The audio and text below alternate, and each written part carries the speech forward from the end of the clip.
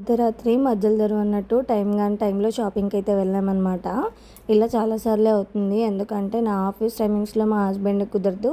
మా husband office నుంచి వచ్చేటప్పటికి నాకు కుదరదు అనమాట. నైట్ షిఫ్ట్ మార్నింగ్ షిఫ్ట్ అట్లా ఉండడం వల్ల అయితే 2 వీక్స్ నుంచి నేను నైట్ షిఫ్ట్లో ఉండటం వల్ల మా హస్బెండ్ సండే ఉన్నా కూడా కుదరలేదనమాట షాపింగ్కి వెళ్ళడం.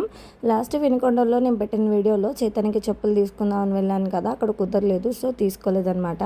ఈ చెప్పులు చూసారు ఎంత బాగున్నాయో. నైనశ్రీ కోసం అని చూసాం కానీ అది 500 అని చెప్పారు. ఇక అమ్మాయి నడిచేటప్పుడు అయితే బాగుంటుంది, ఇప్పుడు నడుస్తుందే కానీ ఇంకా కొంచెం బిగ్ అయితే బాగుంటుంది అని చెప్పి తీసుకోలేదు. ఇక పిల్లలిద్దరికీ చెప్పులు అయితే తీసుకొని వాడికి కొంచెం సర్ప్రైజ్గా ఉంటుందని చెప్పి వాచ్ తీసుకున్నాము. నేనేమో చీప్గా వాడికి కావాలనుకుంది చూస్తాను, మా హస్బెండ్ ఏమో కొంచెం బ్రాండెడ్గా తీసుకుందాం అనుకుంటారు.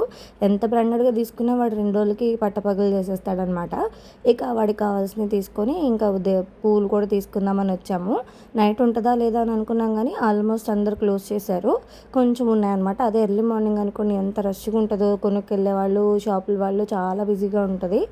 ఇక పూలు ఇవన్నీ తీసుకొని అయితే వాడికి చూపించేసామన్నమాట. నైనశ్రీకి చూపించలేదు. ఇక తర్వాత రోజు వాడికని చూపించింది దాచిపెట్టిన వాచ్ గిఫ్ట్ కానీ చేతన్ నైనశ్రీకి పెట్టిన షూస్, నైనశ్రీ రియాక్షన్ ఇవన్నీ కూడా నేను నెక్స్ట్ వ్లాగ్స్లో కంటిన్యూషన్ పెడతాను.